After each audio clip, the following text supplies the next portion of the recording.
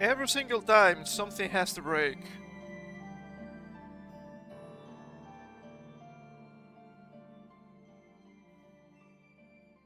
And my hatred is growing. I don't know what's going on with Restream, but let me tell you, I don't like it. I don't like it. Not only is the update worse, which it is, but now it refuses to update properly in my OBS. I mean, the changes I do to the waiting rooms, I don't understand why, but it just refuses.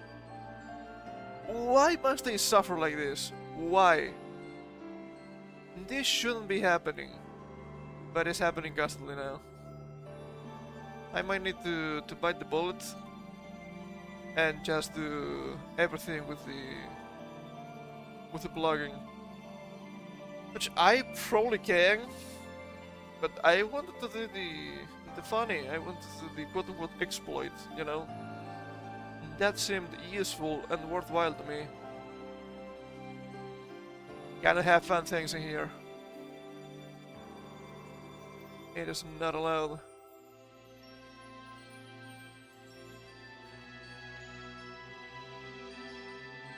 Okay, let's hope everything is working properly today and nothing breaks. Only if we're lucky. Only if we're lucky. Okay, music. Let's change the music before I forget.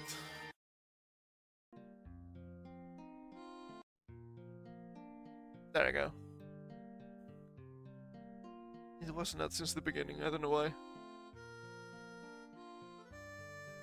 Let's hope I don't get slapped really bad with Kakariko Village. It should be okay, right? It's game music, right? Honestly, who knows anymore? It's YouTube, it's messy. If something happens, well, now we know. Now we know. But oh boy, oh boy. The news. Ah, the news. What happened this week? Well, what didn't happen this week would be faster, huh? So obviously, we had elections in the old US of A, right? And look, I'm not gonna get into I'm trying to bring up the browser in a second here. I'm not gonna be partisan here. On my hand, I don't understand what it feels to lose elections. I've been doing that since I was 18, probably. It's annoying. I get it. But at the same time, I can tell you it's not the end of the world, okay? You can only hope that things will be better than with this current administration. Are they gonna be better? I sure hope they are. And to be fair, there's some good stuff that we can expect, right? Like ending the war in Ukraine, pretty good. Not gonna lie. Do you like war? I don't. Do you like stuff being expensive because of the war? No, you don't. No one does. Doesn't make any sense, right? Doesn't make any sense. We can expect. What was the other thing? Well, that's only if you're American, right? But apparently, the Orange Man wants to eliminate taxes on tips. That's good news for content creators. I'm pretty sure direct donations count as tips. So that's exciting. The other stuff, I have no idea. I have no idea. And now you might be thinking, well, if you don't have an idea about this, why are you bringing this up? Well, I have to. Believe it or not, I have to. Because it's shaping the current news cycle. In everything. In everything. Everything is being permeated by the US elections. And that makes sense. A lot of companies are in the all US of A. So that's unavoidable. And some of them are taking it better than others. Let's just say it like that. Also, I think I have a thing here that's a little bit messy right now. Give me just a second.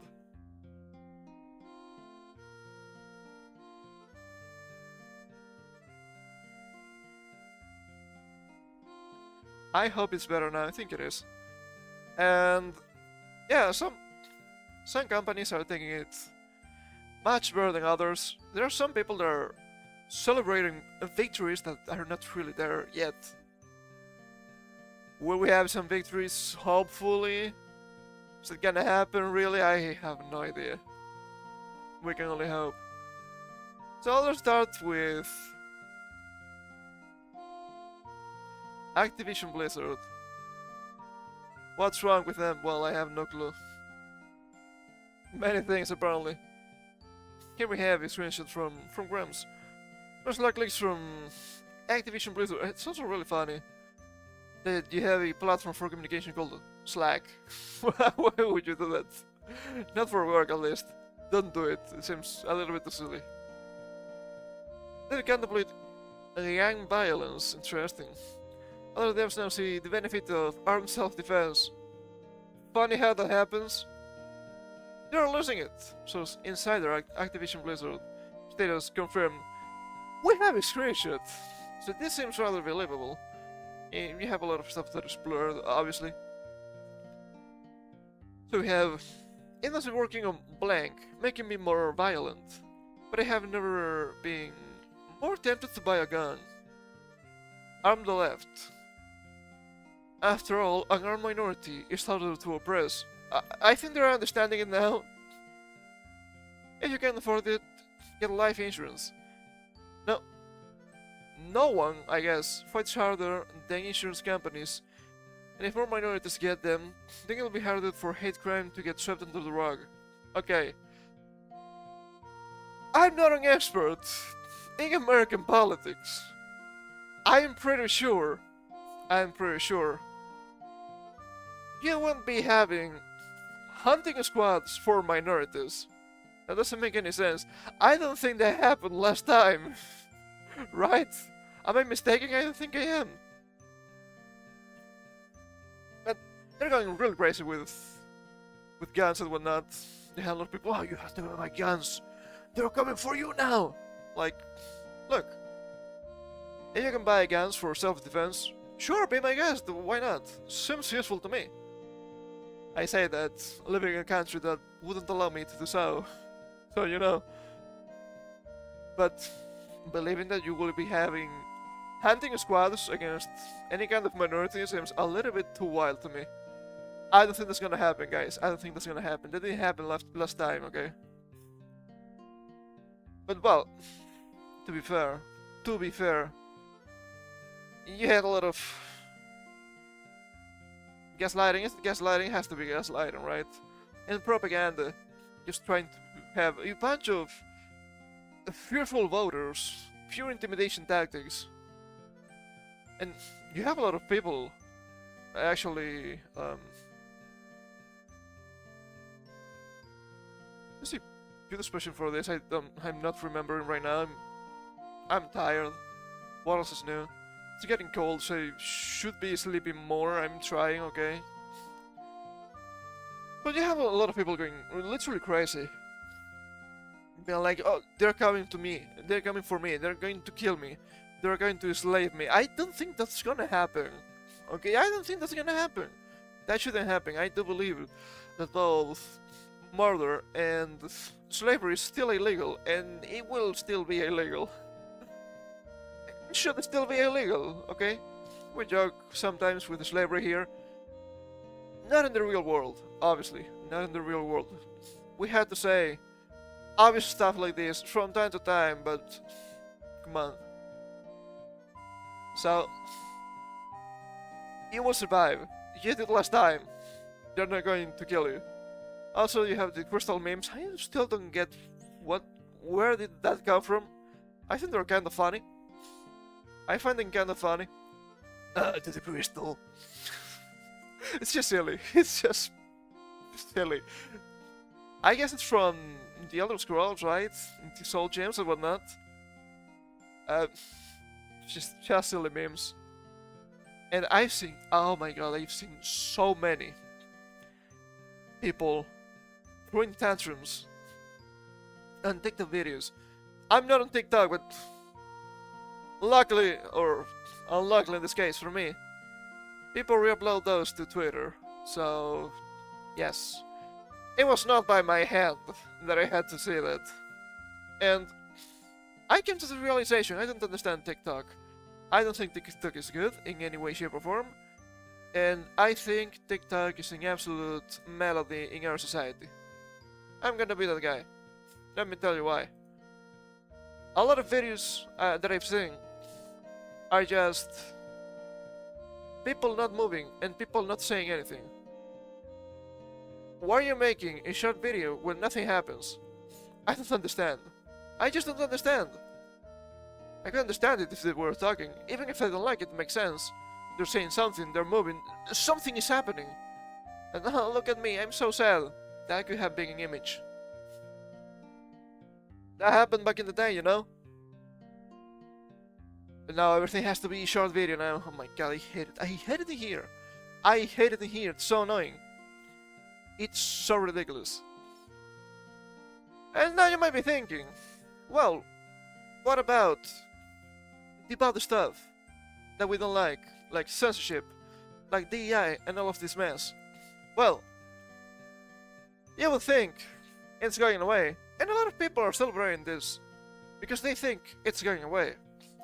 Is it going away? No? I mean, not yet at least. Why would it? It doesn't make any sense to me either, right? So we have here, from that Park Place, former Sweet Baby Inc. employee confirms company is doubling down on quote-unquote woke agenda. They're not gonna stop us.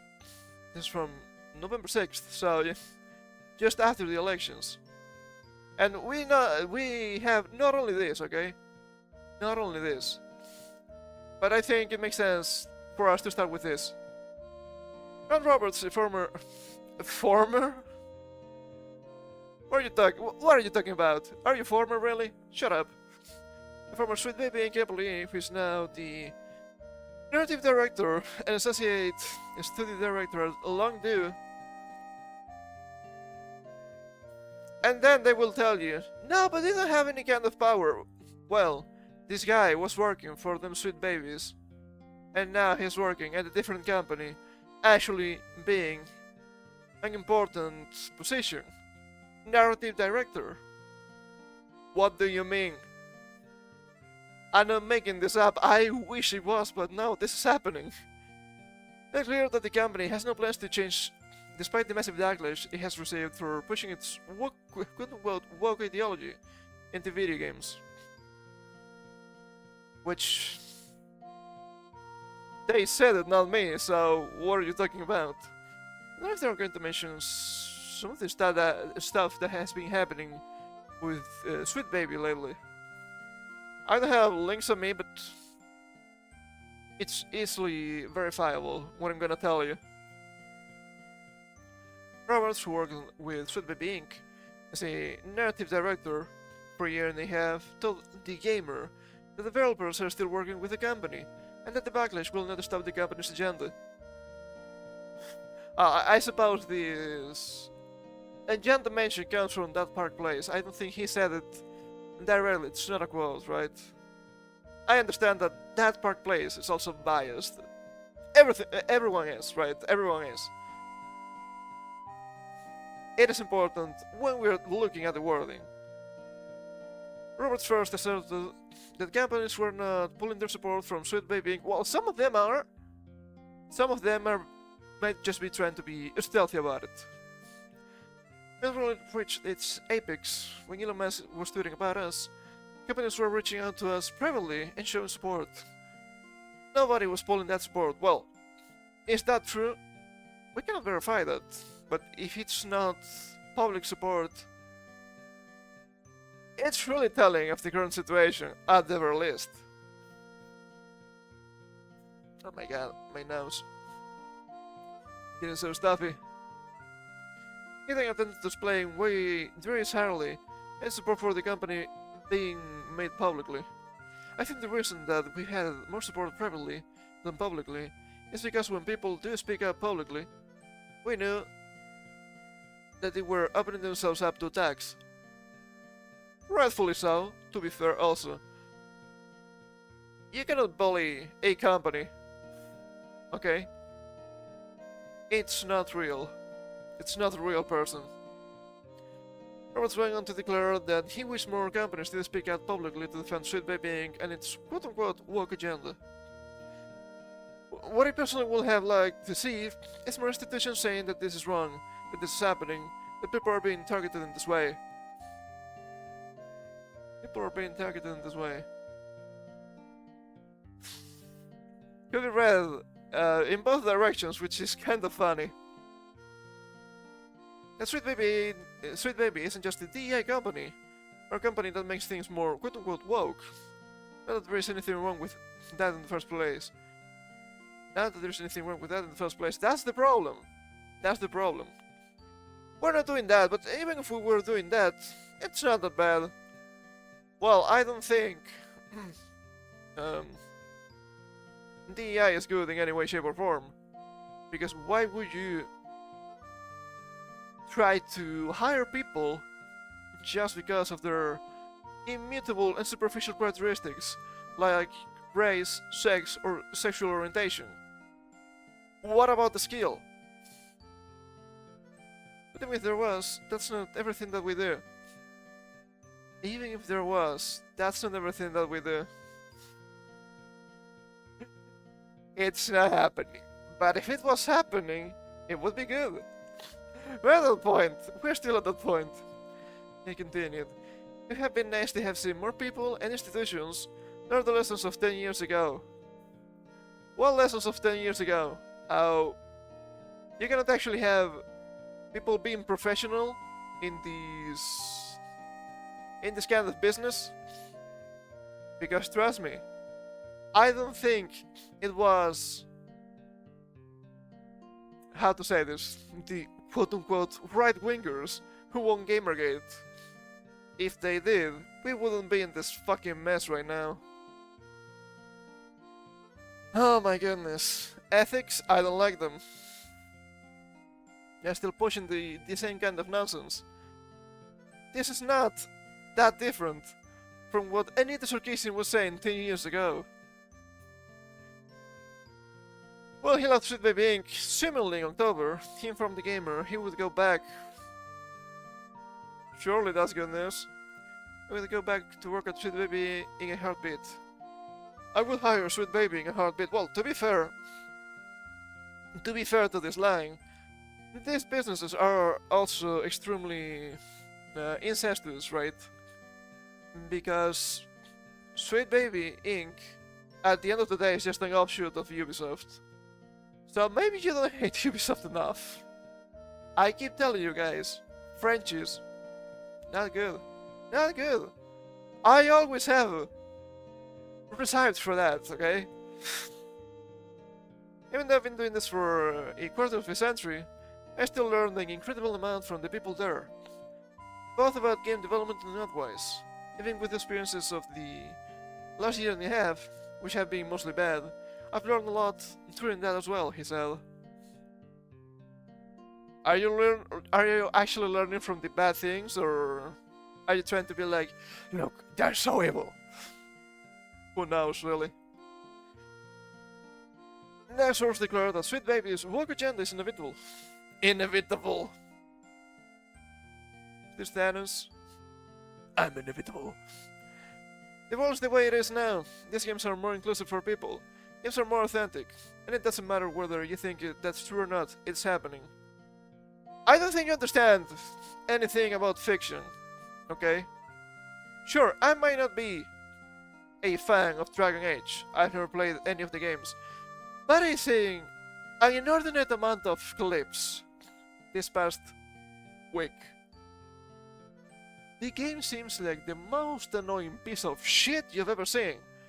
Because the devs, or the narrative people, or whoever it was, have no fucking idea about writing a story. Oh, look at them. They're having a fight, so we need to be like a kindergarten teacher. The hell is wrong with you? Fiction should be fiction. It's fiction. It's fine. I don't need fiction to remind me of the stupid shit that's happening in the real world. How is that so difficult to understand? No, fiction doesn't have to, and most of the time it even shouldn't attempt to reflect the real world. Sure, you have some games, you have some stories, they're based in the real world. Sure, why not? But most of them are pure fiction or historic fiction. So I don't care. I don't care if you have gay people in real life or whoever you have in real life. They don't have to be in the game, especially being like, oh, look at me, modern day politics. What do you mean? It's a fictional world. What's going on? And this ends up being absolutely wild when you have, unironically, people being like, but sure, Kingdom Come Deliverance, where are the black people? Do you understand that that game has a historic basis, right? There were no black people back then in that location. Therefore, you're gonna have no black people. Because it doesn't make any sense. Right? I remember that too with... what was the other game? Was it The Witcher? It might not have been game, it might have been just series. You'd be like, oh, but where's black people? Do you think you're gonna have black people in Polish mythology? They don't know black people. What do you mean? And sure, there are black people in real life, there's nothing wrong with that. No one is saying otherwise.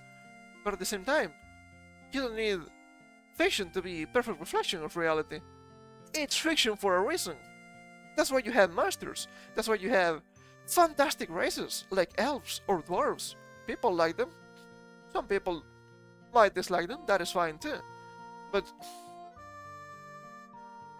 you don't need a perfect representation of reality.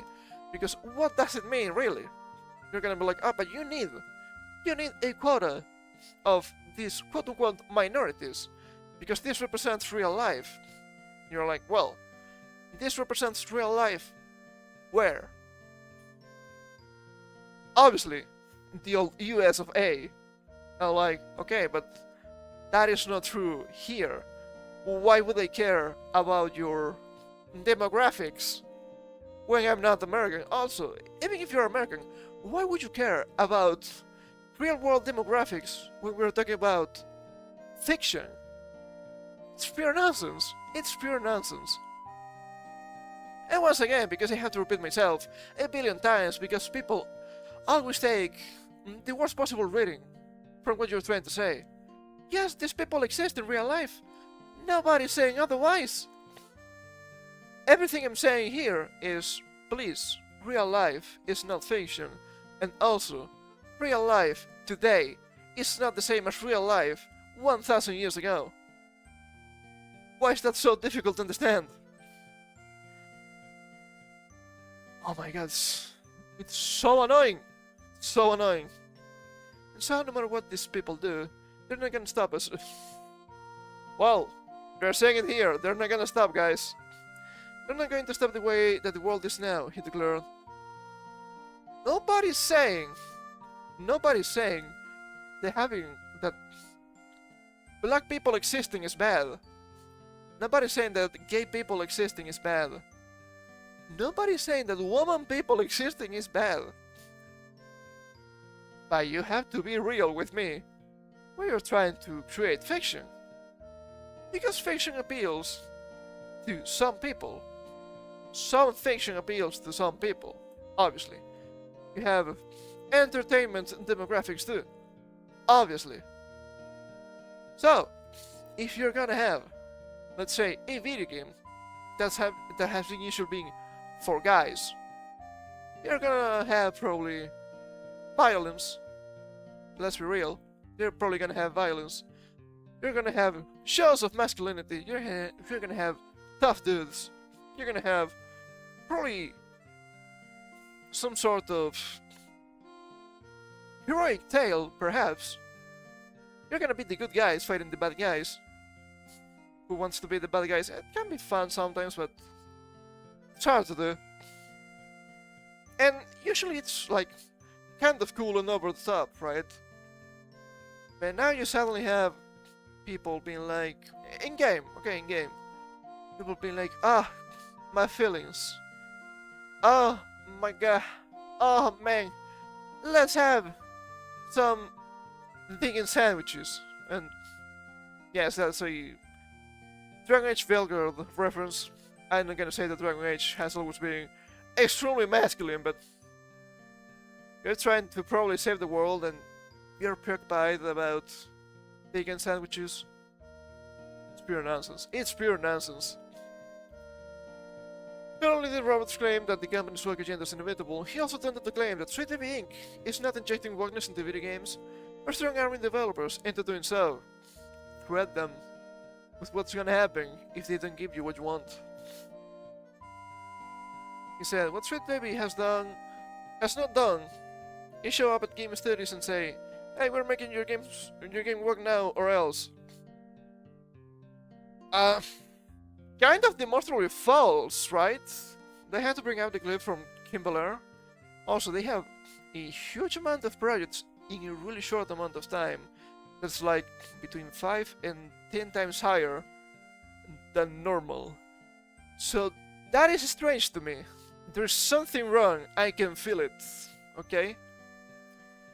Sweet Baby is a work-for-hire company, like a lot of these other consultant companies are. People hire us to do the work. The work. You don't hate that enough. Students came to Sweet Baby because they want help, because they want to make their games better, he stated.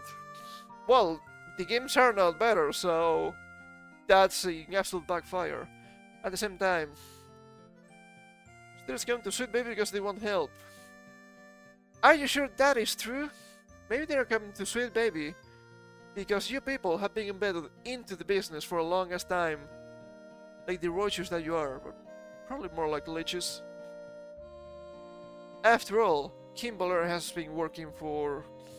well, has worked, not has been working. She's not there anymore, I don't think so. But she worked for Ubisoft for a long time. So, you have connections. Is it good? It's not. Well, it's good for them, but it's not good in general. So, there's that. I also do agree that game devs are also at fault here, okay? I'm not trying to blame only the Sweet Babies. It can be moaned. One of the most frustrating parts about the events over the last year and a half is just this incredible level of misunderstanding, both deliberate and assisted. It's not how it works. That's not what we do. We didn't put pride flags in Spider-Man 2. But God forbid, you change the region to... Arabic countries, huh? This has all been on the internet. It's all out there. We didn't make Sega Black in Yellow Wake 2. That's not what happens, he alleged. Maybe it's not by your hand, but you have to admit that is a commonality in the games you work with. That's why people are mad. Also, if you're doing consulting, especially speaking of Spider-Man 2, why did you mix up Cuba and Puerto Rico? That seems... I don't know. Like, you might not be good enough at your job if you're doing consulting, especially for diversity, right? It's something that you can easily know with a quick Google search. So, yeah. From there he stated, it fits into the sentiment that it can possibly be true. These companies want to make their games more inclusive and more authentic. It has to be somebody forcing that on them. Okay, how do I say this? Yes, the companies want to make their games more inclusive and more authentic, but they're, sometimes at least, they're misguided by the bullshit they see in social media. Because at the end of the day, it's just the vocal minority that wants the inclusivity and authenticity. And you can see that in the sales numbers. But yeah, some devs also are really deep in the sauce. Unfortunately for Roberts, much of his claims are directly contradicted by Sweet Baby Inc. CEO Kim Blur. Yes, they're going to mention the dev stuff, so we're going to skip a little bit here. We can read the quotes because it's full Italian, right? Yeah, oh my god. I'm gonna need to blow my nose soon. We do narrative development in games and kind of the beyond. And we try to bring inclusion, diversity, and new ideas kind of to the industry. Also, there was that video. She was like, well, we do not only narrative development. And you're like, well, yeah. Why else would you have a bunch of people working with you that do stuff that is not narrative development? They also admit that, yes, they're working as narrative since the beginning. We're not changing anything. Well, that is true. They're not changing anything. They're making the thing. It's not quite the same. It's not quite the same. We need sensitivity readers. We need risk assessment. And these are like, again, important services that are literally like list on every PDF. They send out to be like, hey, I can do risk management assessment and sensitivity reading. Also, what's wrong with these people saying like every 4 words? That never happened to me. What's wrong? And I know I have to pause sometimes to think what the fuck I'm trying to say. The joys of being ESL, I guess. Not falling in this classic blunder.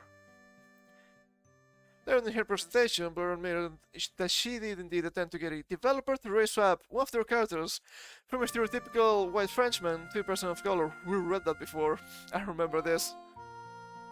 She explained, I was working on a project where they had an all-white cast where they expressed their desire. Okay, we need to mix it up a bit. How about these characters like stereotypically French? I'm gonna say something highly controversial, okay? Sure, I don't like the French, but I do believe that French are white. Imagine that, imagine that. I do believe that France is a white country.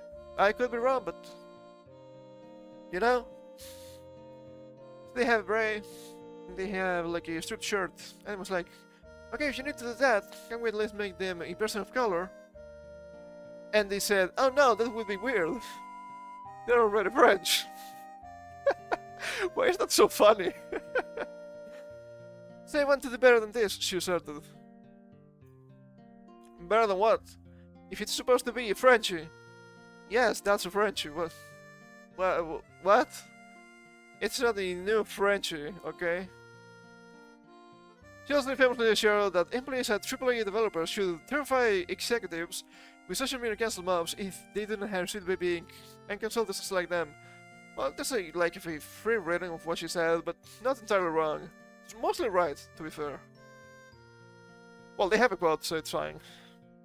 They can be a little bit creative. If you're a creative working in AAA, which I did for many years at Ubisoft, mind you, put this stuff up to your higher-ups, and if they don't see the value and what you're asking for, when just for consultants, when just for research, go have a coffee with your marketing team and just terrify them with the possibility of what's going to happen if they don't give you what you want. We played this clip many times in this channel. We remember this, right? Because they have to consider. I said that out loud as a joke, but it's actually very, very true. Okay, if it's very, very true, it's not actually a joke. Right? Because you just have to consider the people who are player and audience facing, and you have to deal with mitigating harm and with keeping the sentiments that are around their game and they're pretty positive. There's like a genuine value that you could impress upon them both ethically and financially. You can say, this is important. I mean, you can say it. I don't think it's true, but I guess you can. Also, what do you mean mitigating harm? I never understood that. I don't think black people are gonna explode if they see a game with a white character. That'd be weird. That would have happened before. That's a valid discussion to have, because if you're working with a thin narrative budget and you work in AAA, I think you'll be pleasantly surprised or dismayed by the amount of money that marketing can give you. Yes, marketing is a lot of money, but I don't think marketing should be spending their money on development. That seems like... Ah, shit, I'm saying like now. I'm saying like now, it's over for me. But that seems kind of incorrect, right? Marketing is marketing. Development is development. If you spend marketing resources for development, you're gonna have, sure, more resources for development, and then less resources for marketing. While marketing doesn't understand development necessarily. Marketing should try to sell product, not trying to make product.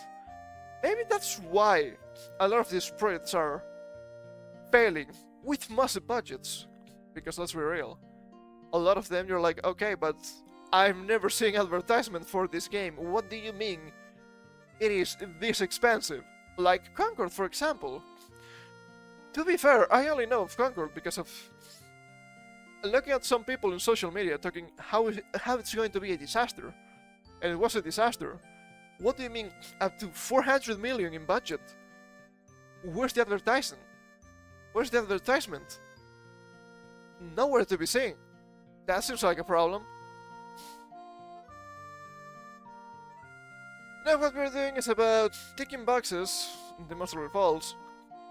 About the veneer of wokeness. You actually have to care about making this stuff. What is this stuff in this context? That's the problem, right? That's the problem. Oh, Jesus Christ, they have a lot of stuff here. It's not as much, I guess. And after our comments, with the being employee, Cameron Wild admitted that his goal is burning the games industry to the ground. Surely these people are making the games better. Right, gamers? Surely.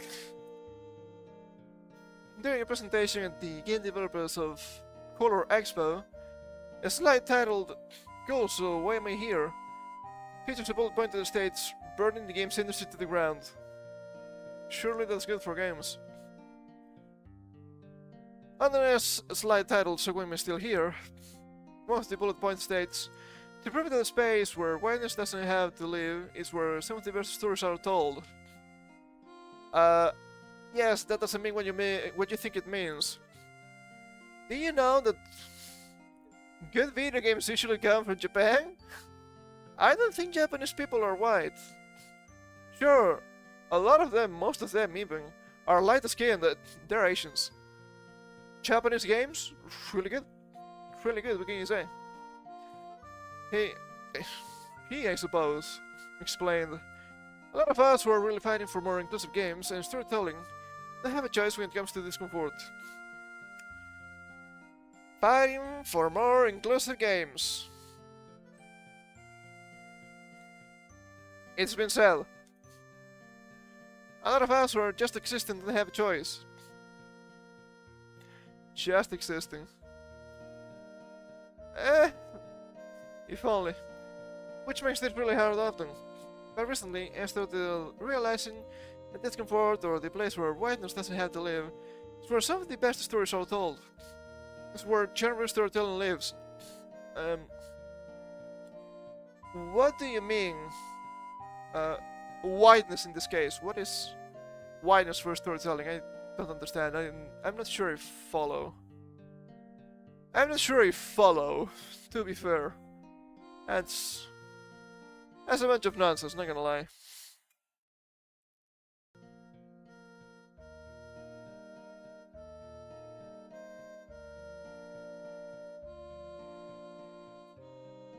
I have to admit that people making games in France are not gonna be the same as people making games in California.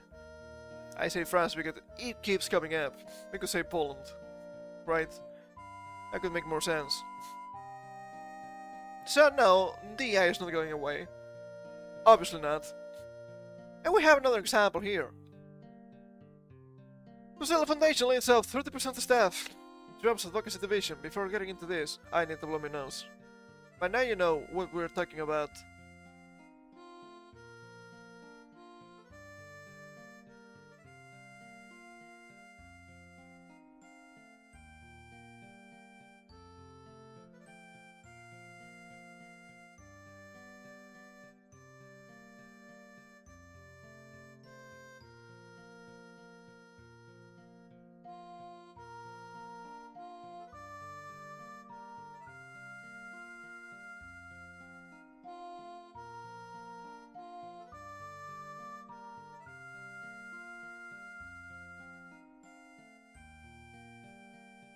And this is also really funny, because I just realized... It could be. I just realized that this is from November 5th. Funny how that works. The Mozilla Foundation, the non-profit arm of the Firefox browser maker Mozilla. Non-profit arm, not a red flag at all. Also, what is one non-profits having an inordinate amount of profit and money at their disposal? Has let down 30% of its employees, as the organization says it faces a relentless onslaught of change. Oh, curious. When reached by TechCrunch, this website, Mozilla Foundation's communications chief Brandon Borman confirmed the layoffs in an email. Okay, that makes sense. The Mozilla Foundation is reorganizing teams to increase agility and impact as we accelerate our work to ensure a more open and equitable technical future for us all. I know this can be used and it's not Marxist propaganda, but at the same time, how curious. That unfortunately means ending some of the work we have historically pursued and eliminating associated roles to bring more focus going forward. Read the statement shared with TechCrunch. According to its annual tax filings, the Mozilla Foundation reported having 60 employees during the 2022 tax year. The number of employees at the time of the layoffs was closer to 120. Interesting. According to a person with knowledge. A person with knowledge. Funny. Just funny. When asked by TechCrunch, Mozilla's spokesperson did not dispute the figure. This is the second layoff of Mozilla this year, the first affecting dozens of employees who work on the side of the organization that builds the popular Firefox browser. Mozilla is made up of several organizations, one of which is the Mozilla Corporation, which develops Firefox and other technologies. Do you guys remember Thunderbird? Was that the name? I think it is. And another is its non-profit and tax-exempt foundation. Tax-exempt. Guys, is this money laundering? Which oversees Mozilla's corporate governance and structure and sets the browser's makers' policies. Oh, that's not a red flag at all. That is not suspicious at all, huh? Much of Mozilla's work focused on advocating for privacy, inclusion, and decentralization of technologies, and to create safer, more transparent online experiences for everyone, which ultimately benefit the browser maker and its users. Are we sure about that?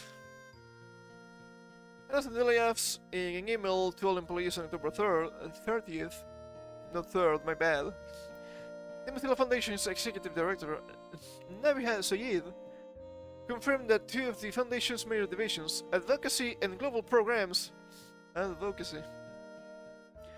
are no longer part of our structure. Well, isn't that interesting? After publication, Borman told TechCrunch that advocacy is still a central tenet of Mozilla Foundation's work and will be embedded in all the other functional areas. Without providing specifics. Oh baby, where have we seen this before? Have we been talking about this for months already? Yes. Do we know about this already? Yes, we know. What's the fucking deal with this? Well, let me tell you if you don't know. This is, instead of having a DI department, in this case they called it advocacy, it's gonna be literally everywhere. They say it right here. Will be embedded in all the other functional areas. That means everyone has to do, in this case, the advocacy work. So no, it's not going away. If anything, it's gonna be literally anywhere, and now it's gonna be harder to see. Nothing new for us, because we know we've been seeing this for months. But I've seen a lot of people celebrating, like, have you read the article? They're saying it here. It's not going away. It's actually gonna be harder to detect. The move, according to Said, is about to produce a unified, powerful narrative from the Foundation. Well, that is not a red flag at all, right? Including revamping the Foundation's strategic communications. Our mission at Mozilla is more high stakes than ever, wrote Said in an email to staff, a copy of which was shared with TechCrunch. We find ourselves in a relentless onslaught of change in the technology and broader world. And the idea of putting people before profit feels increasingly radical. Putting people before profit. But you're a company, you're supposed to make money. What? Navigating this topsy-turvy. Is that a good move? Might be. Distracting time requires laser focus. And now that is a bad move. There's a Pokemon game now. Come on. And sometimes saying goodbye to the excellent work that has gotten us this far, because it won't get us to the next peak. Lefty goals demand hard choices, wrote Sayed. Sayed, who joined the Mozilla Foundation in February, previously served as Chief Executive at data journalism and investigative news site The Markup. So, journal. Well, would you look at that? Isn't that a red flag? Well, massive red flag. Massive red flag! Guys, it's not going away. It's not going away. They're going to double, triple, and quadruple down on this BS. Because they actually believe in this. It's not just performative because, oh, they're empowered. They are empowered. But they do believe it. I don't think it makes sense. But it doesn't matter if it makes sense or not. They're gonna push for this bullshit. Okay? They're gonna keep pushing. My goodness. My goodness! It's so ass. It's so ass in here. And do you guys remember what we were talking about last week with what was the name of the guy? I don't remember. But having more censorship in Japan, well, let me tell you, it keeps happening. It's actually getting worse. Out-of-print manga archive found by Love Hina creator, that is Akamatsu-gun, shuts doors after credit card companies refuse payment processing and services due to the hosting of adult content. Wow, isn't that cool? It's not. In a devastating blow to both artistic freedom and artistic preservation, the aptly named online manga archive, Manga Library Z, has suddenly announced that due to credit card companies refusing to provide them with online payment processing services due to the hosting of adult content, they have been left with no other choice but to shutter their doors completely. And that is actually kind of terrifying, because this was a pretty good archiving effort, because some of these works were not properly digitized. Are they going to digitize them now? I sure hope they do. But we can only wait and see. Founded by Love Hina mangaka Akamatsu-gun in 2011, under the original name of J. Komi, Student Manga Archive serves, or rather served, as a repository for both out-of-print manga and self-published doujinshi books, which it could host and monetize only after seeking permission from a given work's original creators.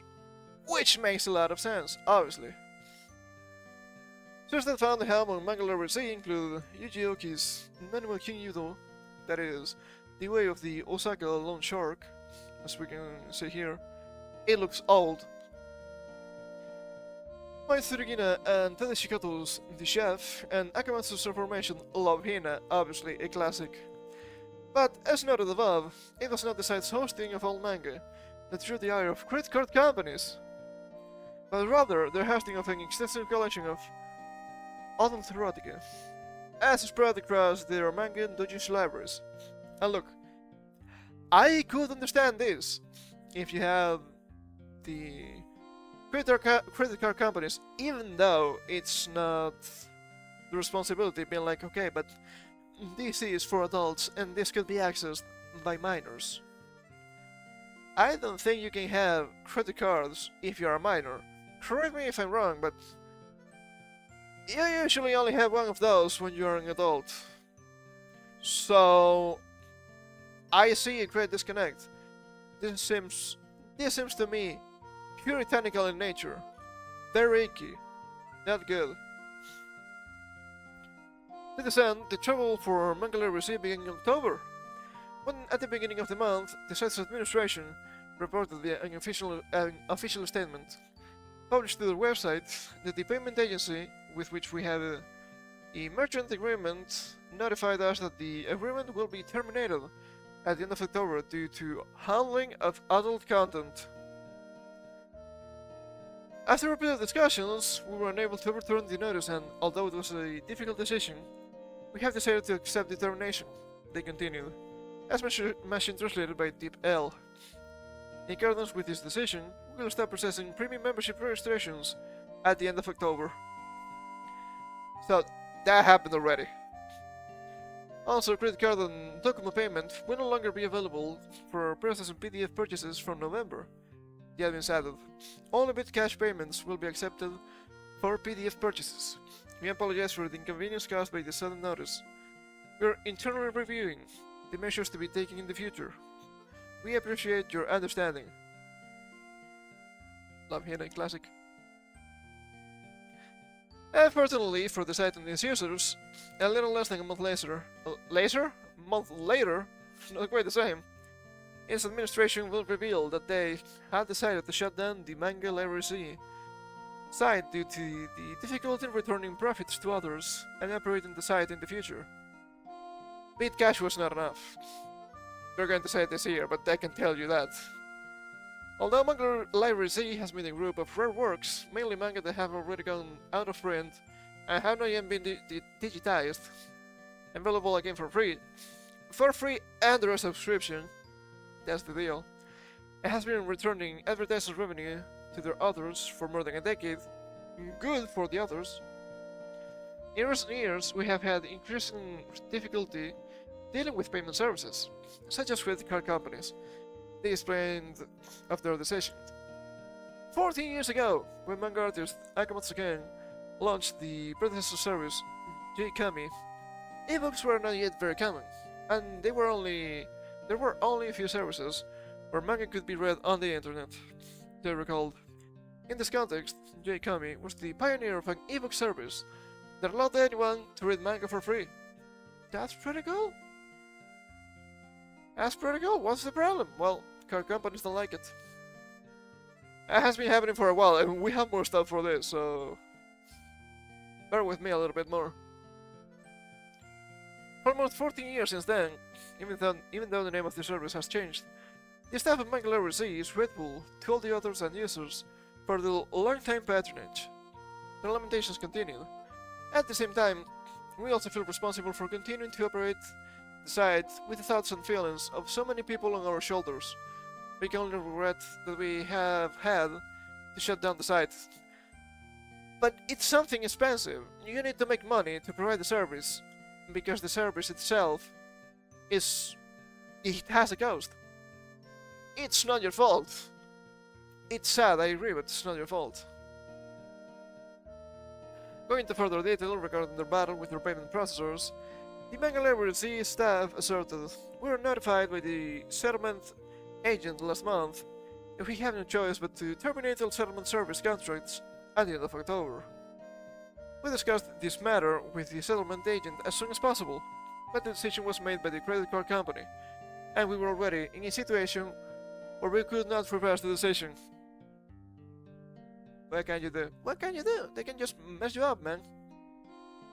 We made a series of urgent financial calculations and discussions, and discussed the future operation of the site until the very last minute, but we decided to suspend the site because we felt that continuing to operate the site in such a way that we would not be able to return profits to others would ultimately betray the trust of both authors and users.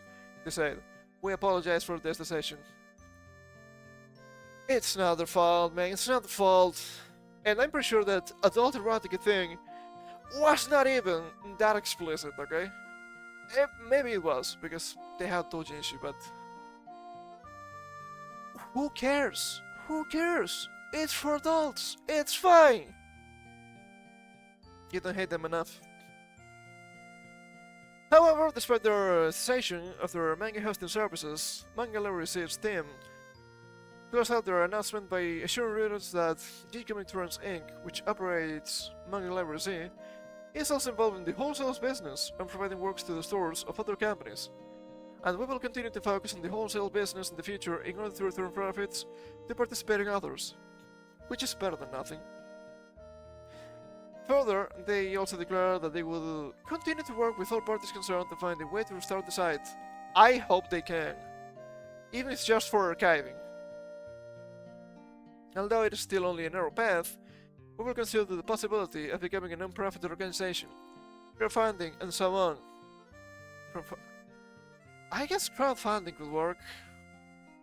It's also a flimsy way of having the money basis for a task like this, but I agree it could work. The administration concluded. We hope that the day will come when we will be able to deliver our manga to you again. I hope that happens. I hope that happens.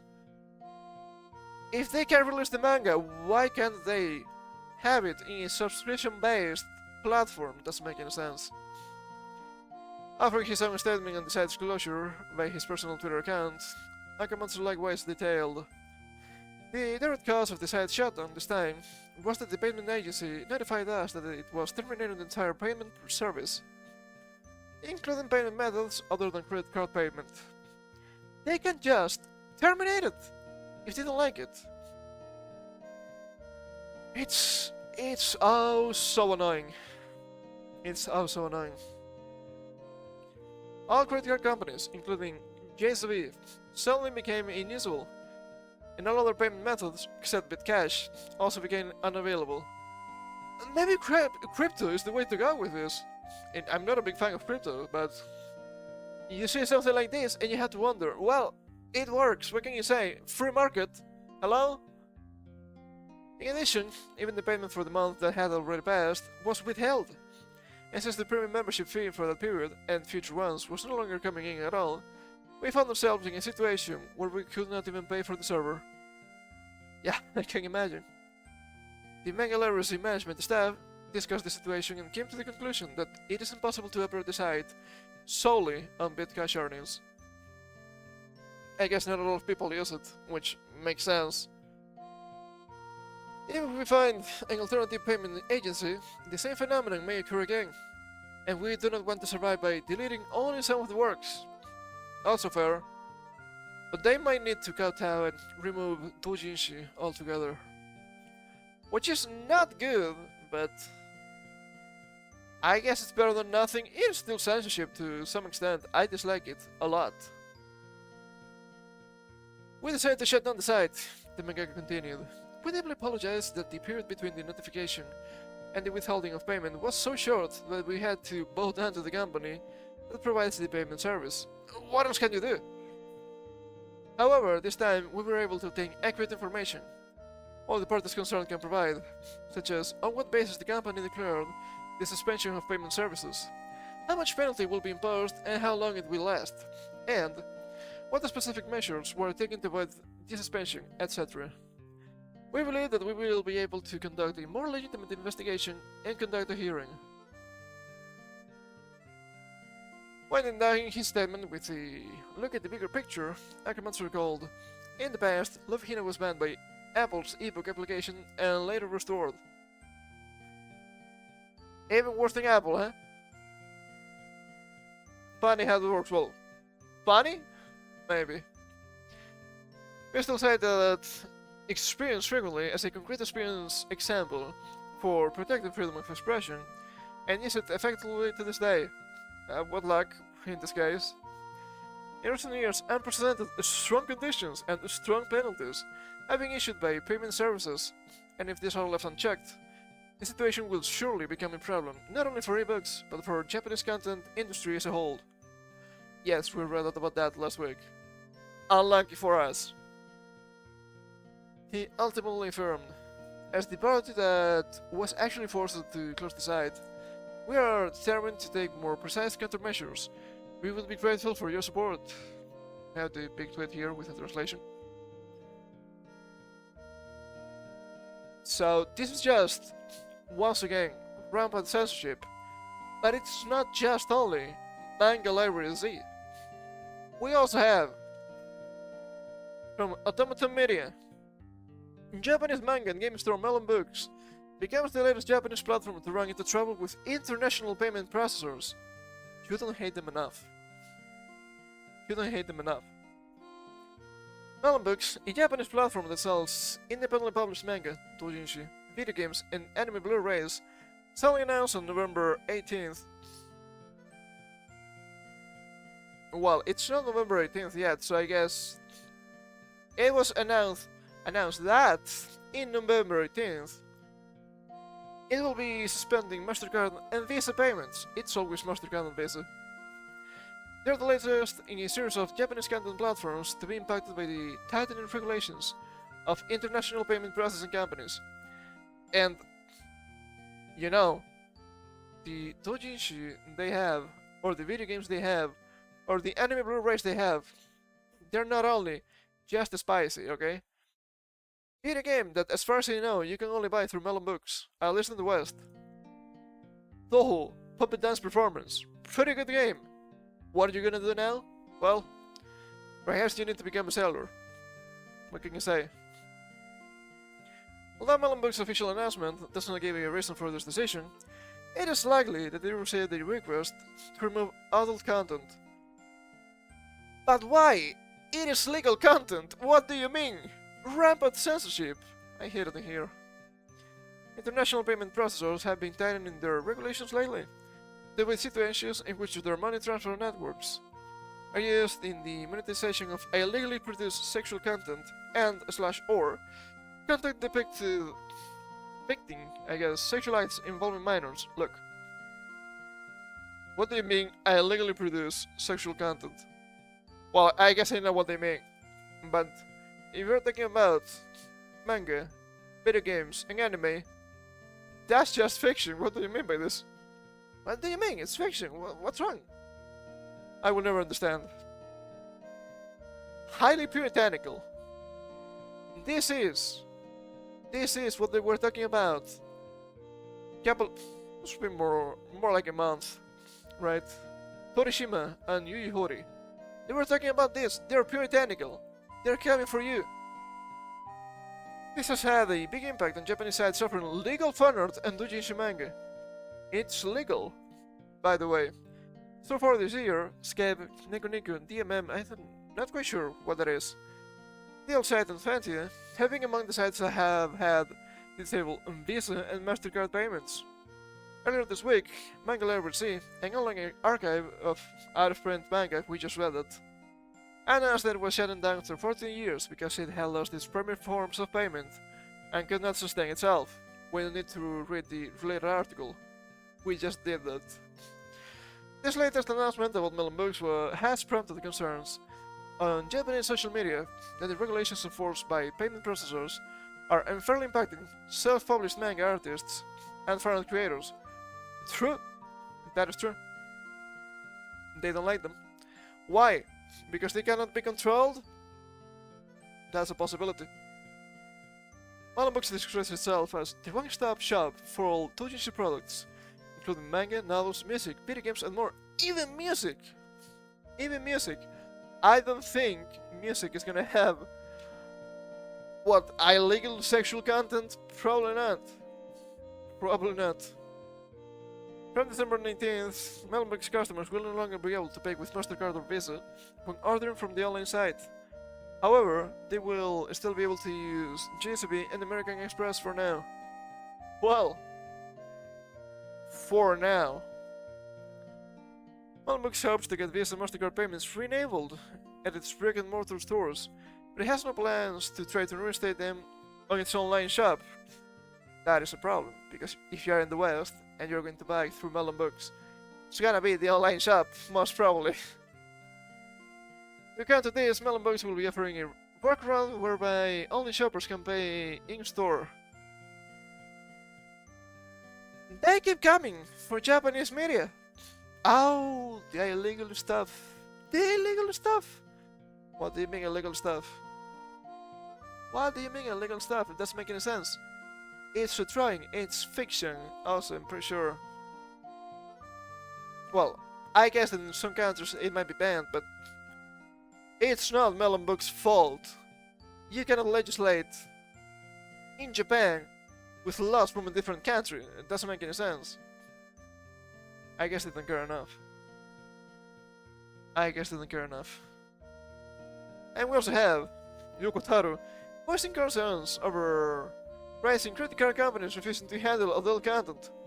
If they have control of the clearinghouse, they can even use it to control speech in other countries. Well, it's already happening. It's already happening, I guess.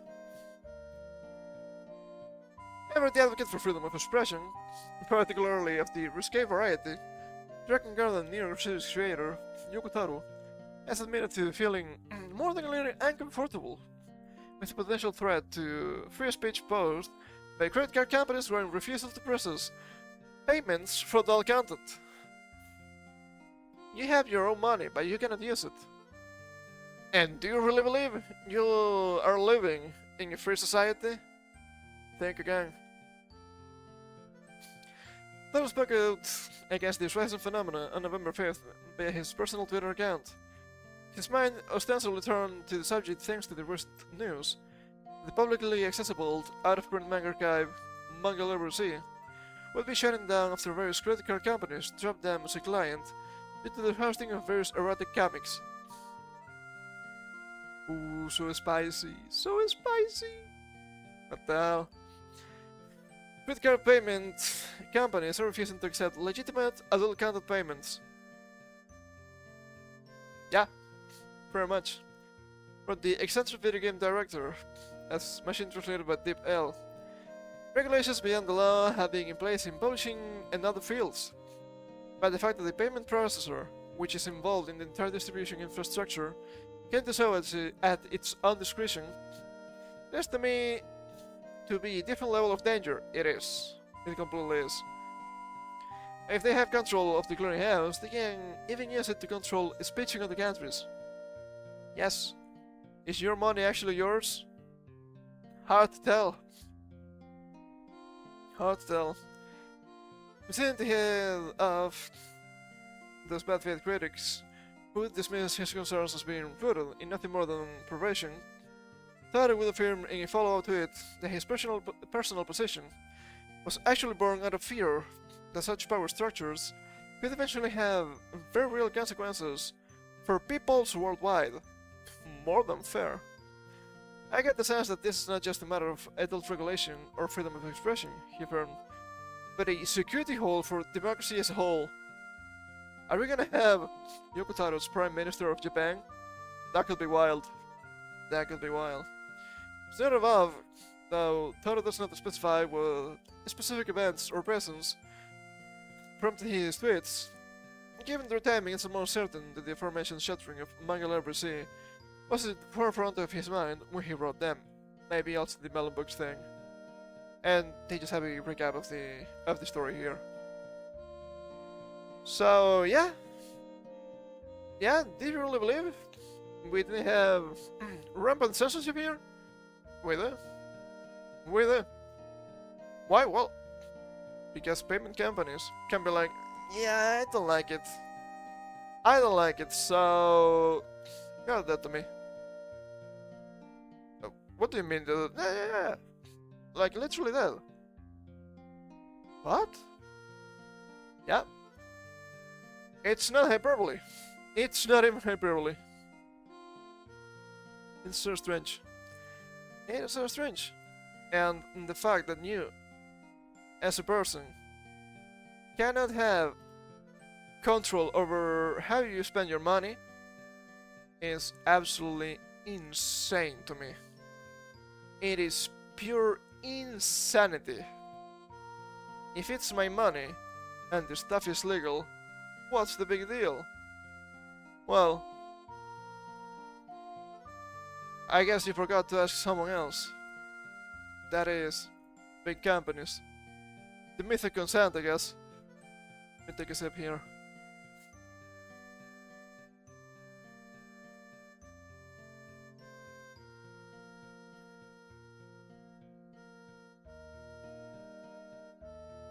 I know that not all Japanese companies are free of saying, okay? Nintendo demanding thousands in cash payment in Power World lawsuit. It's just insanity. It's pure insanity. This doesn't make any sense to me. Power World developer Pocket Pair has given an update on the ongoing infringement lawsuit it's currently involved in with the Pokemon Company and Nintendo. On November 8, 2024, Pocket Pair announced that the Pokemon Company and Nintendo are demanding 10 million yen, that's about 66,000 USD, which will be split between both companies, plus late payment damages. This comes after the Pokemon Company filed a patent infringement lawsuit against Pocket Pair back in September 19th. I remember that. The suit aims to seek compensation for damages that Pocket Pair allegedly caused as a result of the infringement of the Pokemon IP. This lawsuit seeks an injunction against the infringement and compensation for damages on the ground that Palworld, a game developed by the defendant, infringed multiple patent rights. Nintendo wrote in its original press release. It's just purely ridiculous. The specifics of what infringement entails have yet to be disclosed. Well, you should have dated this article then, because it has been known for a couple of days already. Well, it has been known already. As neither company has revealed any details, that's a lie. However, express belief of the three patents infringed revolves around throwing an item to catch a monster. We'll see. Given their update, Pocket Pair explained, the plaintiffs claim that Palworld, released by us on January 19, 2024, infringes upon the following three patents held by the plaintiffs, are seeking injunction against the game and compensation for a portion of the damages, incurred between the date of registration of the patents and the date of filing of this lawsuit. They continued, we will continue to assert our position in this case through future legal proceedings. Developers noted that they will now refrain from responding individually to inquiries regarding this case. If any matters arise that require public notice, we will announce them on our website, etc. Careful breakdown, and this is the actual report from them. And they mention here the, well, like, there you go, the three patents. The money and whatnot. Like, okay, but 66,000 USD for a company like Nintendo's pretty much nothing. For a company like Pocket Pair, given the huge amount of sales, it's actually not that much either. But apparently, not only are they trying to train Pocket Pair with legal spending, but also trying to impede their updates. I have some more stuff here, thanks to Warrior64. Here we have screenshots of the patents, and this is the one. Okay, first mode, the aiming direction in the virtual space is determined based on your second operation input, and the per character discards the firing item that affects a field character arranged in a field. Okay, this is throwing a ball in the field to get into the fight. That's this patent. I don't think this is new in any way, shape or form, but sure. And we go back here. The application dates are 2024, all three of them after the release of Palworld. But as we can see here, the first application was back in 2021. So it is a little bit of a mess in this case. It was then updated. So we will need to know exactly what was updated last time, if this is an actual case they have or not.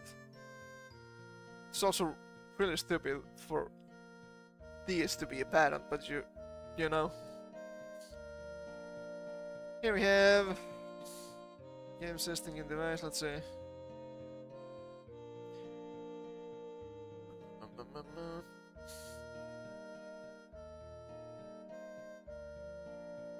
Okay, control the output signals based on the game progress involving additional visual information provided to the game saying by overlay to simulate the head-up display or displaying a list of sight in a shooting game using indicators.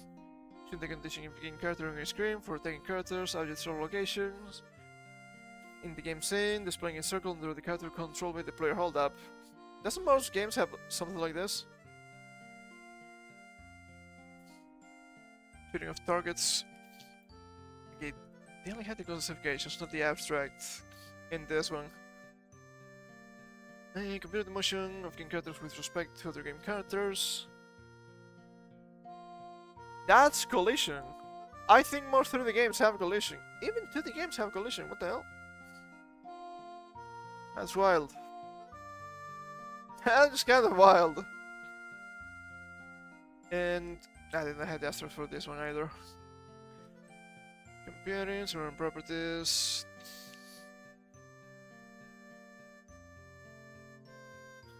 Controlling game characters or game objects based on the game progress by computing conditions of game characters, that is, stamina, strength, motivation, or energy level.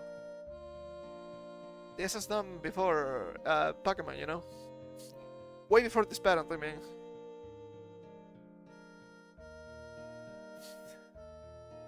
Relation between virtual racing cars. Is this mounts? It's not the first game to have mounts either. So what the hell are you talking about? So in general, some of these patents, I might be reading them wrong, right? But some of these patents seem really broad, really general. So I don't know what's the big deal. I don't know what's the big deal here. It is a little bit strange, it is a little bit annoying, and I do hope Nintendo doesn't win this one. They don't deserve to, okay? They're just trying to punish Pocket Pair at the end of the day, because they made a lot of money, because they had a lot of sales. That's the end of it. Other imitation of Pokemon games, even if they're actually closer to a Pokemon game than Pal World, because they don't make a lot of money, I guess they don't care. Wild. Also, more stuff from Nintendo here. Streamer who attempted Nintendo faces 7.5 million USD lawsuit for pirated Switch content. Oh baby. Let me take a sip here. I'm dying a little bit.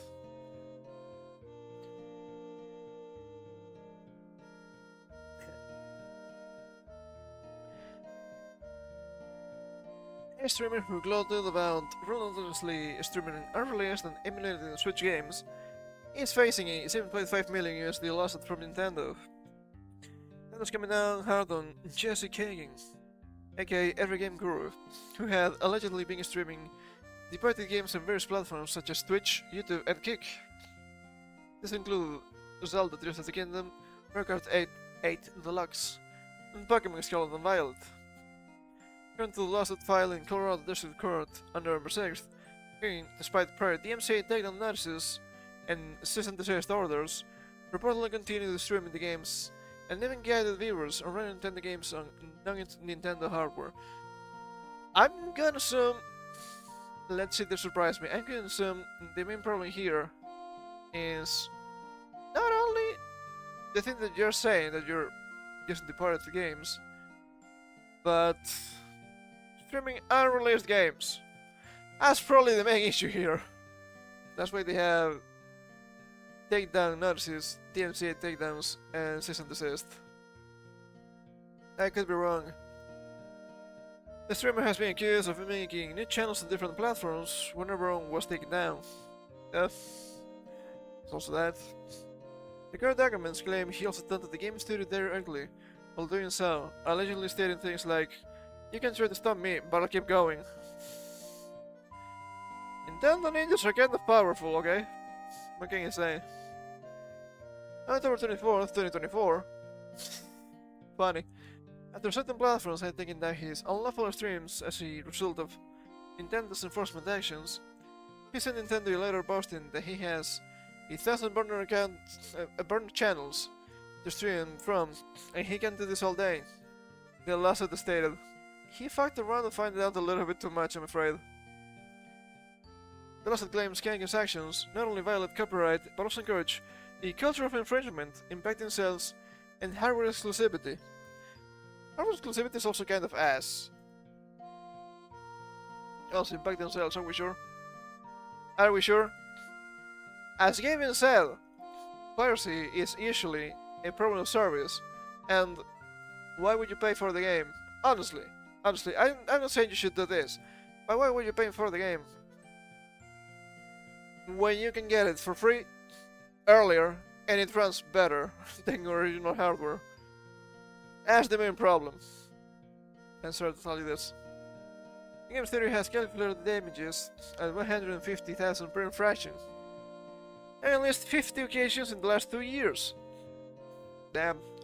Resulting in a total claim of at least 7.5 million USD. They added at least 10 different Nintendo games were streamed without authorization, all before those titles were released to the public. All before those titles were released to the public. What did I tell you? What did I tell you? That was the problem. You're streaming them too soon. Absolute buffoon. The Mario Maker decided kicking streaming of Mario Luigi Brothership on October 22nd, ahead of its November 7th release as a key example. 2 weeks before. Yeah, that's gonna happen, but that's gonna happen even if you get the game through legitimate means. They have content embargoes and whatnot. The gaming giant's aggressive stance underscores its long-running mission to clamp down on piracy and modders. Modders, good luck with that. They cannot be stopped, especially when high-profile titles are involved. It has been bigger in the last year than its ongoing court case with the developers of Palworld. Yeah, we just saw that. And I'm not quite sure I need to go through that, but Central Lakes had a tweet with a screenshot of this lawsuit, and apparently Nintendo considers just illegal to use emulators. Like, it's not illegal. It's funny, it's not illegal. You can get in trouble using emulators because you could get, how to say this, with secondary means, both your games and the internal stuff for the emulator, but using emulation is not illegal. Sorry to tell you this, Nintendo ninjas. But yeah. Well, speaking of fucking around and finding out, another one from Dexarty. This is the last one for today, I promise. From Dexarty. Johnny Somali banned from leaving South Korea as streamer faces over 10 years in jail. Imagine that. Also, this picture's probably the worst they could have used, eh? But I understand. Streamer Johnny Somali has been barred from leaving South Korea and could be jailed for over 10 years if convicted of assault and drug use. You need to be careful when you're out and about in different countries. They don't have the same laws. Okay? They're not gonna be as permissive, usually, as the West, at least. Johnny's Somali's reign of terror in the streaming world began back in 2023, when he terrorized Japan and Israel while broadcasting on Kick, resulting in multiple confrontations with the authorities. Good job. The creator faced the wrath of PewDiePie, who accused him of ruining Japan in a YouTube video. This prompted Somali to threaten the Swede with a lawsuit over some of the language used, arguing PewDiePie was being defamatory by referring to him as a terrorist. I haven't seen that video, so I don't really know.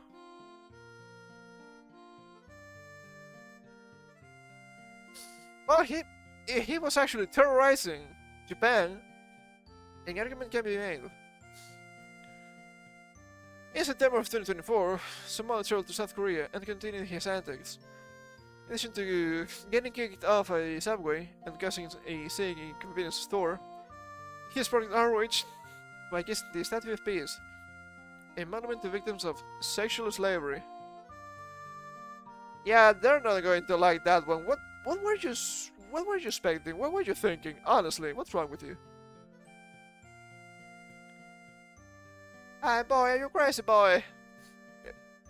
He do be kind of crazy. This incident eventually resulted in South Koreans taking matters into their own hands by assaulting him. One Korean YouTuber even put a 770 USD bounty for information he's rolled out to keep the attacks up. I might be a little bit too much, you know. Now the band-kicker streamer can leave the country, even if he wants to, after his streams got the attention of the South Korean parliament. Oh, what a spicy meatball. According to Yahoo, he's facing charges of assault and narcotics use, and he's banned from leaving while under investigation. Flying too close to the sun! South Korea is very strict when it comes to drug use. Possession or use of illegal drugs can result in a sentence of up to 10 years in jail, or a fine up to 100 million won, that's about 72,500 USD. Meanwhile, assault can carry a maximum penalty of 2 years or 5 million won. That is 3,600 USD. Should he get through the trial, this would be Somalia's second time in court in an Asian country. After his trial in Japan, Somali admitted to lying to the judge, claiming he wasn't making any money streaming and was filming documentaries. Ah, that's not gonna fly again. This guy is probably fucked. He is probably extremely fucked right now. So you know what I said to this? Fuck around and find out. Your actions have consequences. What can you say? Didn't vandalize other people's countries.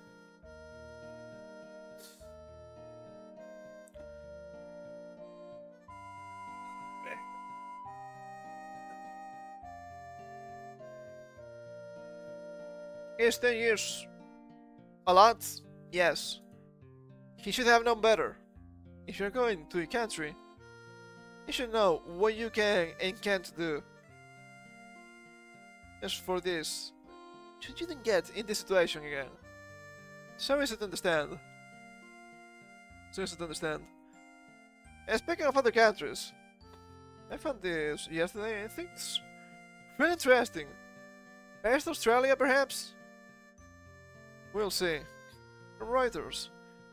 Australia proposes world-leading ban on social media for children under 16. The Australian government will legislate for a ban on social media for children under 16. Prime Minister Anthony Albanese said on Thursday. What do you mean Albanese? I thought he was Australian. In what it calls a world-leading package of measures that could become law late next year.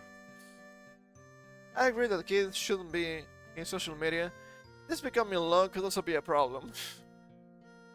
I can never be happy. That's the problem. They're installing an age verification system to assist in blocking children from accessing social media platforms. As part of a range of measures that include some of the toughest controls imposed by any country to date. Oh, they might be cringe. Social media is doing harm to our kids, and I'm calling timing it. Albanese told the news conference. That is correct. Albanese cited the risk to physical and mental health of children from excessive social media use, in particular the risks to go from harmful depictions of body image and misogynist content aimed at boys. How about misandrous content aimed at boys, huh? That is also bad. If you're a 14-year-old kid getting into stuff at a time where you're going through life changes and maturing, it can be a really difficult time, and what we're doing is listening and then acting, he said. A number of countries have already vowed to curb social media use by children through legislation. The Australia's policy is one of the most stringent. Also, this is really easy to fix. And the fix starts with the parents. Imagine that. It may be the parents' faults here, okay? Maybe the parents' fault. Kids should not be on social media. Just that easy. Ah, but maybe they do it on their own. Why are they doing it on their own? Why do they have phones? Why do they have phones being so young? I don't get it. I don't understand. Makes no sense to me. The jurisdiction so far has tried using age verification methods like biometrics or government identification to enforce a social media age cutoff. The other methods being trialed. Yeah, I don't like that either. I don't like that. Anonymity is still good. Anonymity. Really good. Imagine that. Imagine that.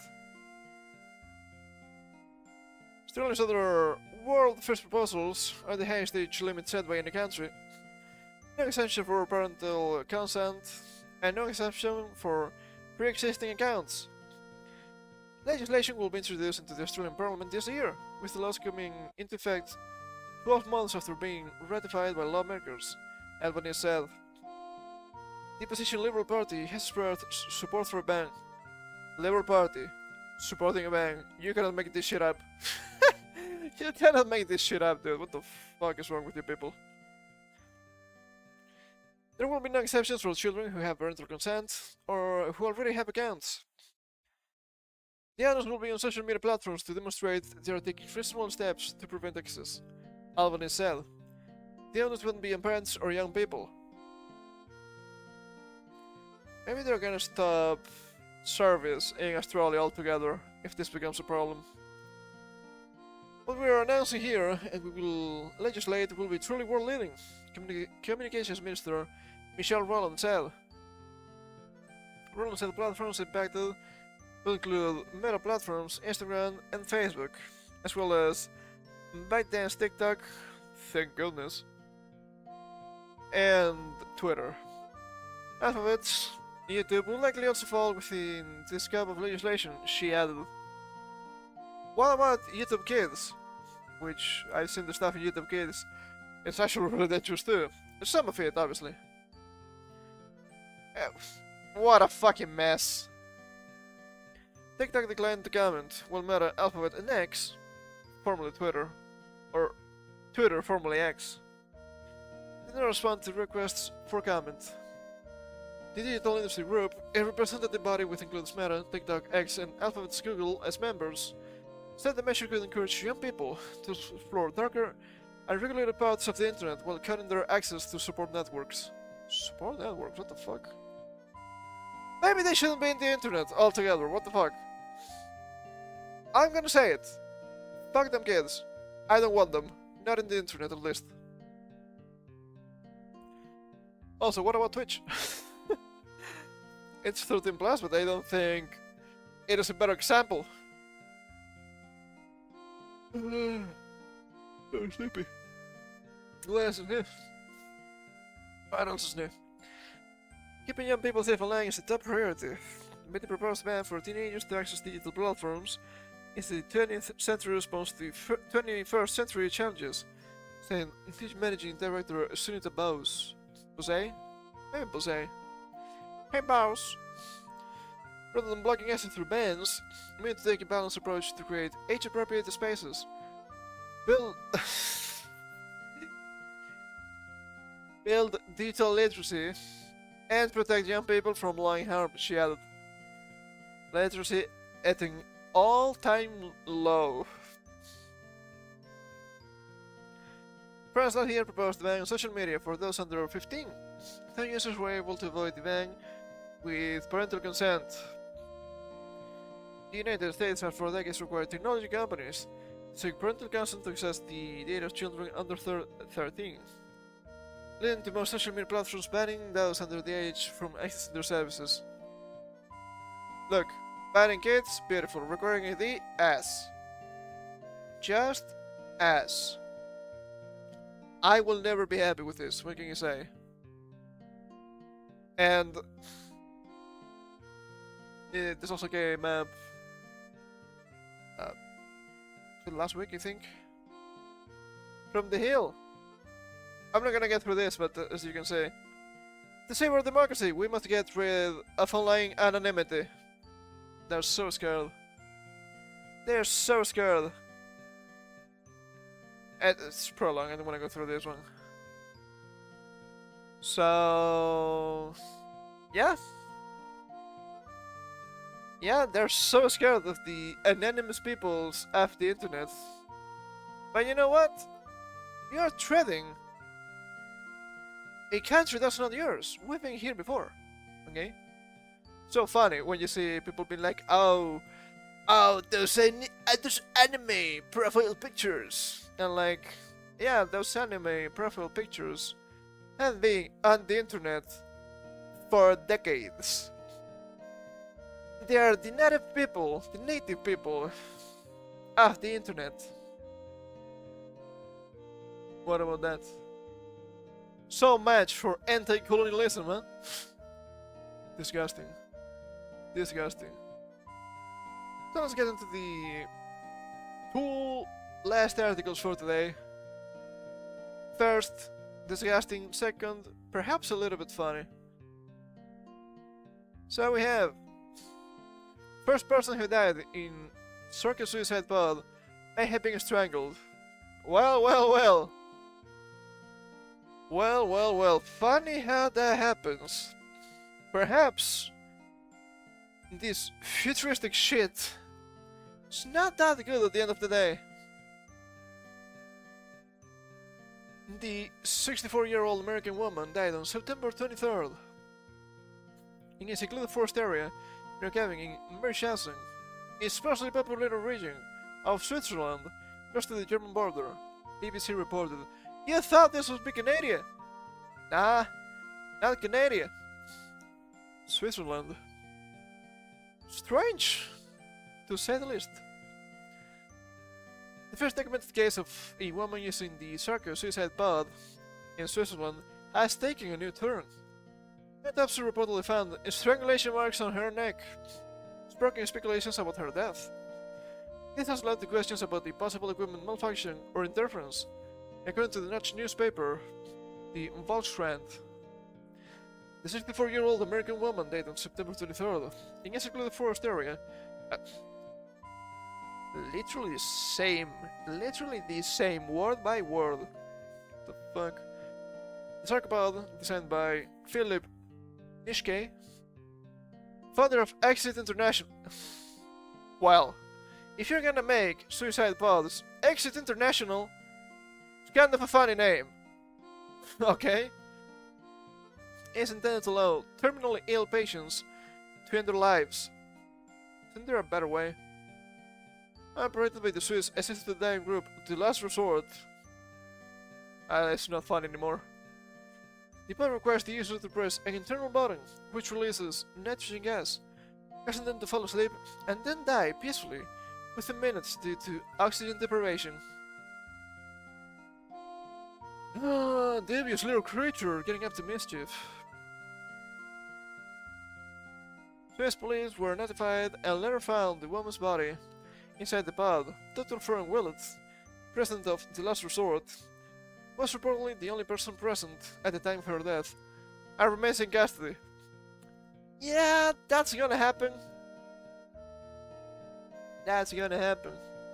You're gonna need actual witnesses from now on, I guess.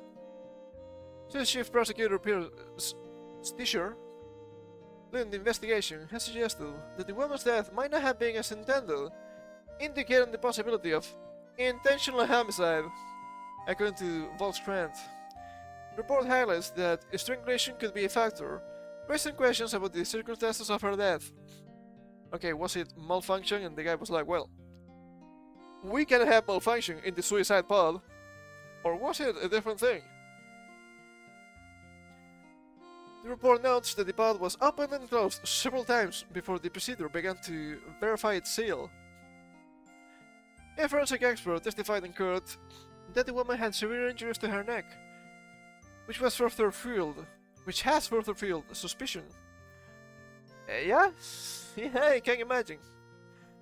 The incident was reportedly recorded by two surveillance cameras, one inside the pod, focused on the cancel button, and another mounted on a nearby tree. Are these outside? What the fuck, dude? These cameras were motion activated and not set to record continuously. The Vox friend who reviewed the footage observed that the internal camera, activated twice in quick successions, ran 2 minutes after the woman pressed the button. Ooh, that is strange. Although the camera angle did not clearly show what occurred. According to the report, Dr. Willett later informed police that about 2.5 minutes into the procedure, the woman's body appeared to crumple strongly. A reaction he described as typical in deaths involving nitrogen. 6.5 minutes after the woman initiated the process, the boat's iPad reportedly emitted a loud alarm, prompting Dr. Willett, who was on call with Dr. Philip Nishke, to say, "She's still alive, Philip." The alarm ceased after some time, and roughly 30 minutes after pressing the button, Dr. Willett reportedly confirmed, "She really looks dead." The Swiss authorities have yet to confirm these findings publicly, and the prosecutor's office has refrained from making an official statement on the ongoing investigation. Swiss law prohibits assisted suicide if external assistance is involved, or if those assisting have any self-serving motive.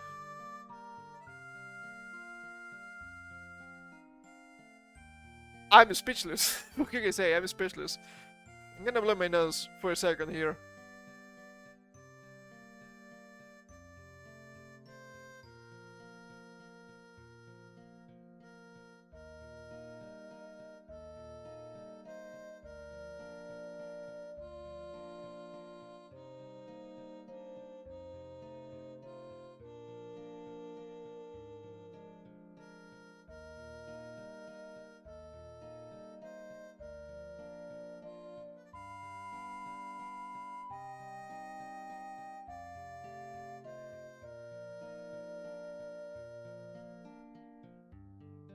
It's so crazy.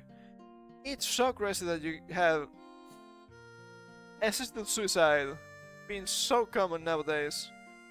People keep pushing for it and whatnot. And look, I guess that sometimes it could make sense. There's some really, how to say it, debilitating illnesses, I suppose. So you don't have much choice at times, but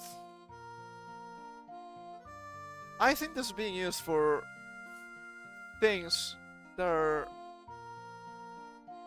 I don't want to say there is the fix, but things that have a fix.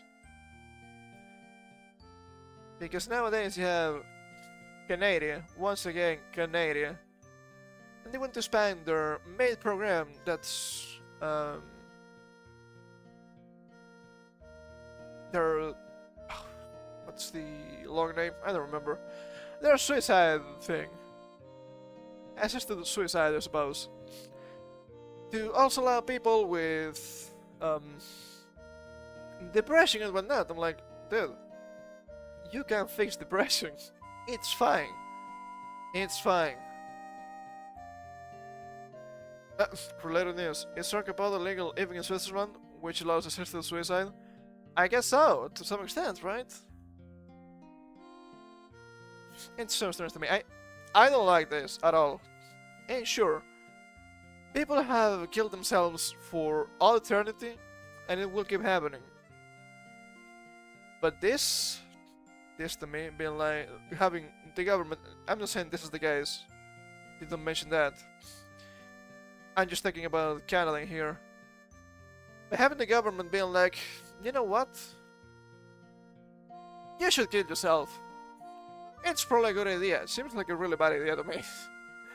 I don't know what to tell you. I think that's purely anti-humanistic. What can you say? There's no better way of describing that. What the hell, man? What the hell? Instead of striving to become better. And nah, just end it. No!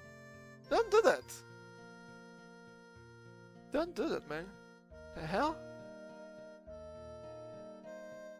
To be fair, that regard, Canada is a entire can of worms. And for the last article for today,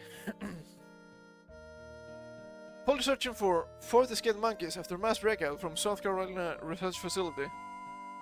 Fellas, it might be time to return to monkey. What can you say? Residents are strongly advised to keep doors and windows secured. Well, that's just in general. I'm gonna say that's just in general. Stop it, stop it, stop it, stop it. I don't like it. Videos on the side, it's so annoying. Dozens of monkeys are on the loose in South Carolina after escaping from a research facility. On Wednesday, November 6th, the UMC Police Department confirmed in a Facebook post that as of 9:45 PM local time, 40 primates who escaped from the Alpha Genesis facility located on Castle Hall Road still hadn't been found and held up. Is this a plot for a new monkey movie? What was the name again? Planet of the Apes? Is this how we die? Monkey supremacy? I hope not. Traps have been set up around the area, and the EMSA Police Department is currently on site utilizing thermal imaging cameras in an attempt to locate the animals, police said. Residents are strongly advised to keep doors and windows secured to prevent these animals from entering homes. Oh, yeah, obviously.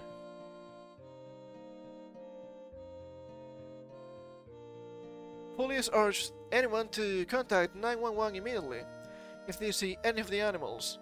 Tell the public to refrain from approaching the primates. Someone's gonna do it, someone's gonna get fucked. It's gonna happen, probably. I appreciate your patience and cooperation. Further updates will be released as they become available, the post concluded. Per the Alpha Genesis website, the primate research company provides no human primate products and bio-research services worldwide. Primate research company.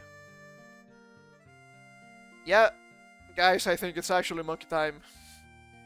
This might be the end of our civilization. Unlucky. I guess the return to monkey memes were real all along. The site states the company is dedicated to promoting the health and well-being of monkeys and all other living creatures, and is one of the largest and most comprehensive non-human primate facilities designed specifically for monkeys in the United States. I don't know why, but comprehensive non-human primate facilities sounds really funny to me. I know exactly what they mean. It is still funny. The police post didn't provide details about what research these scared animals were involved in, and the facility or the breed of the primates that had gotten loose. Well, that could be potentially dangerous. As against this, UMC Police Department Police Chief Gregory Alexander did immediately respond when contacted by people for additional information. Per local outlet, the Post and Courier in Ford County, the latest monkey incident comes after 19 of the animals escaped from the same research facility back in 2016. It keeps happening. Is this a joke? Is this a joke to you? Come on. The publication stated the primates were returned to the location 6 hours after they broke free. Yeah, they were not that fast this time, I don't think. If we go to the comments, we have one saying, no. What did he mean by this? I have no idea. I have no idea. But it might be time to return to monkey, guys. I hope this just ended up being something silly that happened instead of something actually dangerous for people. Because, you know, it could be dangerous. I hope it's not. What can you say? I hope it's not. So, yeah, I think that's gonna be everything for me today. Ending a little bit earlier than usual. Last couple of weeks we've been going really hard, so cut me some slack now, okay? Cut me some slack, baby. It's time for me to take my leave then.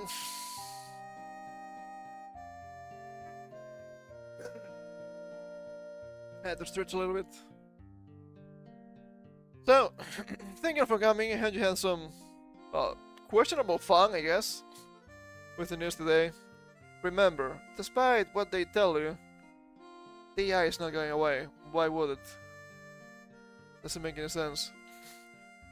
It's moving a lot of money. It has nothing to do with the American president, after all. Also, he's not even in power, so obviously. I'll come back soon, as per usual on Monday. Some more Yakusaki with me, probably. Will we have Wednesday stream? I have no idea. Maybe, maybe not. I guess it's gonna be a case of... we'll see what happens for a while. But I'm getting out now, so... yeah, the thing. Thank you for coming. I will see you all soon. Until then, you know the rules, and so do I. Take care.